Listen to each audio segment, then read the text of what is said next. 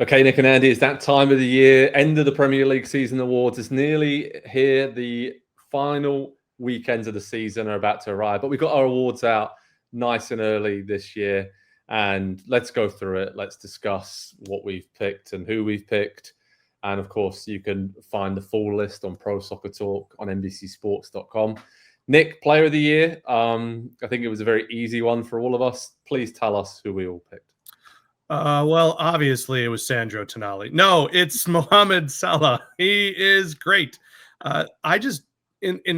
We compiled our best of awards, and when you start to look at the stats and you realize it's not impossible, but with 2 match days left in the season, this man has a 5-goal lead for the Golden Boot. And I think it's a 6-assist lead for Playmaker of the Season. So it's not just that he's set to lead the league, it's that he destroyed it. And he did it with, I don't want to say going ice cold, but he has not been points-wise super productive the last 2 months. So if you want to look at the reason that Liverpool are the champions of the Premier League, the answer is Mo Salah.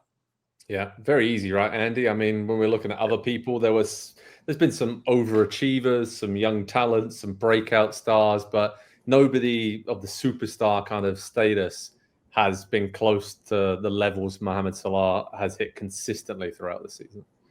Yeah, whatever metric, however you want to define this, the most outstanding player of the season, the most dominant, the most important, the most valuable, he's been all of them. Typically, you can make an argument for, well, this player is more important to this team because of such and such, or without him, they would really struggle. All of those are true for Mo Salah and Liverpool. And all season we talked about, yeah, this Liverpool team is good, maybe very good, but not totally sure that they're great. The one piece of it, though, that was truly great this season was Mo Salah. And so, yeah, this is probably the most obvious one that we've maybe ever had in the Premier League, I would say. There's no debate, I don't think, this season. And yeah, I remember being at a game when Liverpool were losing 2-1 against bottom club Southampton earlier on the season. And then Salah was like, no, this isn't happening. He just turned up, scored twice, could have scored another, and bagged like a 12-minute hat trick or whatever it was. And he just had that feeling all season long. Whenever Liverpool needed him to deliver, he stood up with an assist or a goal, just a magic bit of play. And that is what you define as having a great season and why they are, like Nick said, the Premier League champs. All right, Nick, Manager of the Year. This could go in a lot of different directions. So tell us who came out on top for you, and Nick and Andy. And Andy and I will let you know as well who we chose. Yeah, so I thought this was tricky at first because you're talking about the champions, and Arne Slot just took care of a team that a club, a side that I don't want to say they were reeling. They weren't reeling. And everybody talks about how well they were set up, but you were taking over for a legend. And that's always so difficult. A legend who left on his own terms. But that said, as much as that pulled at me, as much as Eddie Howe pulled at me, largely for the League Cup, let's be honest, it's Nuno Espirito Santo. That club is a lot of fun, Nottingham Forest, but they've had to deal with some of the things that Chelsea had to deal with. There's so many players they've brought in. They were in a relegation race when he took over last season. He showed up. He had new players buy in. He had exciting attacking players buy into maybe not playing the whole game. He had 2 new center backs who both look like stars, and I think the system helps there. And it does harken back to what he did with Wolves. So for me, he deserves this almost as a career achievement award. No offense to his time at Spurs. Yeah, Andy, I mean, I picked Nuno as well. I think the only other thing I'd like to add to what Nick has said there is this is a manager that has got the absolute maximum out of the squad of players at his disposal.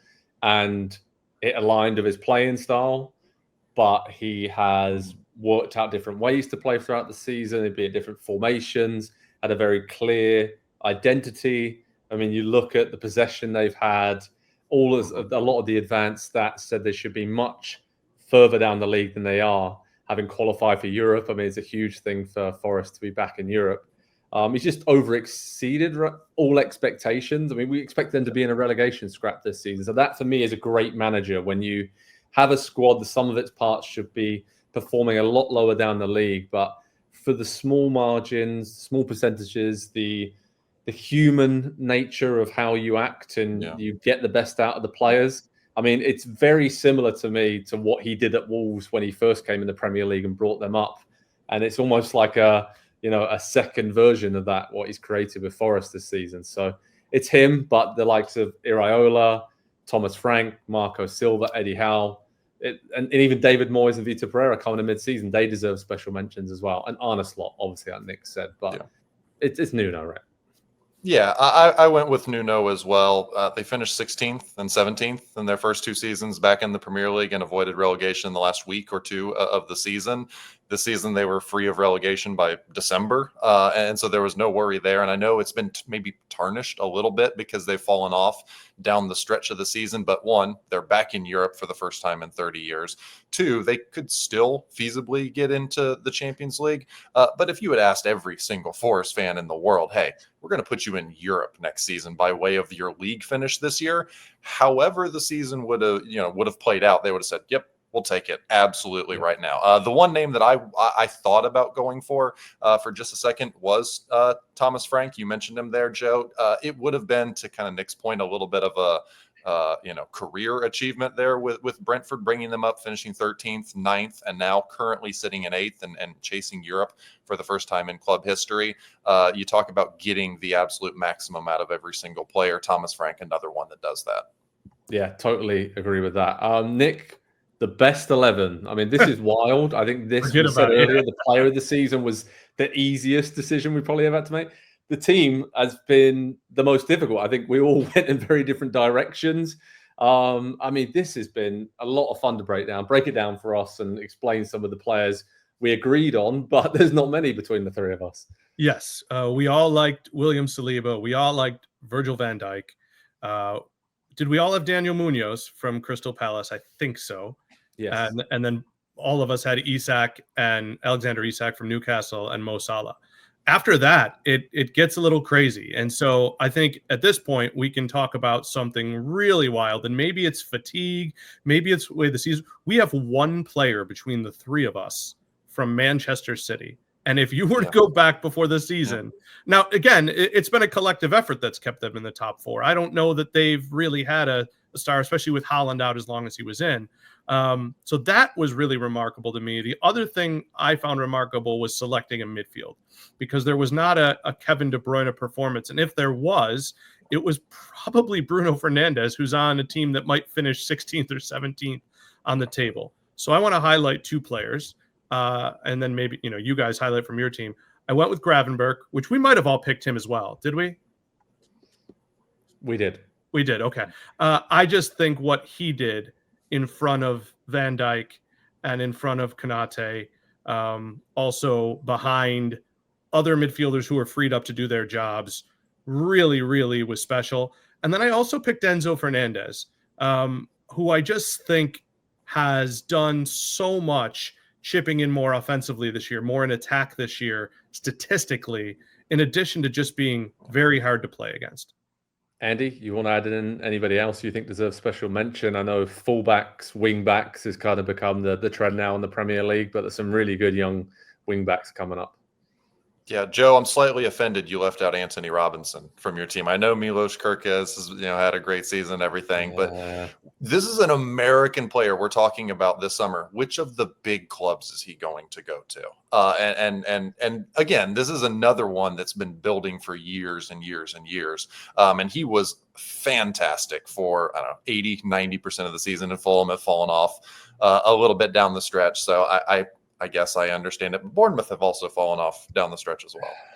That's why I didn't pick him, because I think that maybe he's run out of steam a little bit. And I think Kirkos has been the most consistent. It's between those 2, it was a flip of a coin. But Anthony Robinson, brilliant player, become Fulham captain this season. Great season. But go ahead. Anybody else? Yeah, the rest of my midfield, we all had Gravenberch. I went with Bruno Guimaraes because I knew Nick wasn't going to, because he wasn't going to pick the Newcastle player for his team, so I had to get him in there. And I like a functional team in my team of the year, a team that could actually you could put on the field and play together. And so I went for kind of what I thought was the best attacking midfield creator of the season. That's Yuri Tielemans. He kind of flies under the radar a little bit, but for that Villa team to perform the way that they did in the Champions League this season, get all the way, into the quarterfinals, and to still be there in competition to qualify for next season's Champions League as well. I thought he's been absolutely brilliant. And then the one other position that we haven't talked about.